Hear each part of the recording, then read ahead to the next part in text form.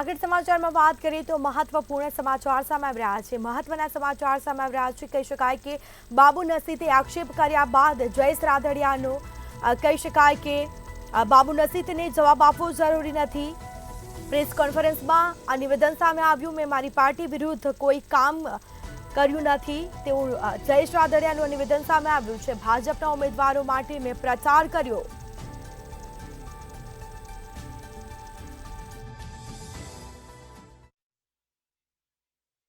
ભાજપના મેન્ડેટ વિરુદ્ધ જયેશ રાદડિયાએ ફોર્મ ભર્યું, તેને જ ઉપર ક્યાંક આક્ષેપ છે તે લાગી રહ્યો છે। આપણી સાથે જયેશભાઈ છે। જયેશભાઈ, શું કહેશો? ભાજપના મેન્ડેટ વિરુદ્ધ છે તે આપે ફોર્મ ભર્યું, આવા આક્ષેપો લાગી રહ્યા છે, શું કહેશો? હજી ફરી એક વખત કહું છું કે 24મી તારીખે ઇપોનું બોર્ડ મીટિંગ હતી।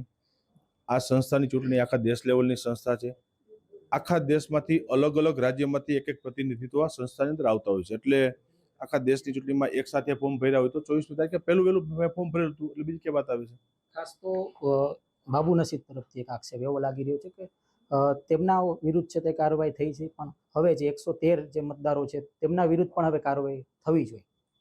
એટલે મારે જવાબ દેવાનું ઉચિત નથી સમજતો।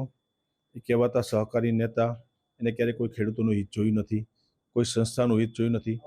સહકારી સંસ્થાઓ પોતાને કંઈ ન મળે એટલે કેમ સહકારી સંસ્થાઓ બદનામ થાય, એવા કાયમી પ્રયત્નો કરે છે। એને જવાબ આપવો યોગ્ય નથી। અને સહકારી સંસ્થાની અંદર ચૂંટણી પૂરી થઈ ગયા પછી ખેડૂતોનું હિત હવે જોવું જોઈએ, તો જ ખેડૂતોનો ઉદ્ધાર છે, તો જ ખેડૂતો તમારી પર ભરોસો કરે। બાકી તમારા વ્યક્તિગત લાભ માટે તમે નીકળી પડો તો ખેડૂત સભાસદો ભરોસો નથી કરતા। અને એટલા માટે જ ભૂતકાળમાં અનેક ચૂંટણીઓ સહકારી માળખામાં બેંકથી લઈ અને સામાન્ય મંડળી સુધી લોકોએ અમારી પર ભરોસો મૂક્યો છે, અને એનું પરિણામ અમે ખેડૂતોને આપ્યું છે। ખાસ બાબુ નસીબનો જે આક્ષેપ છે, ક્યાંક આ આક્ષેપને લઈને આપ ફરીથી શું કહેશો, અને શું કહેશો કે ઇલ્લુ શબ્દ શું છે? ઇલ્લુ શબ્દ ક્યાંક પ્રદેશ અધ્યક્ષે પણ ઉપયોગ કર્યો શબ્દનો, બાબુ નસીબ પણ કરી રહ્યું છે, તો શું કહેશો આ શબ્દોને લઈને? વાસ્તવિક હકીકત શું છે?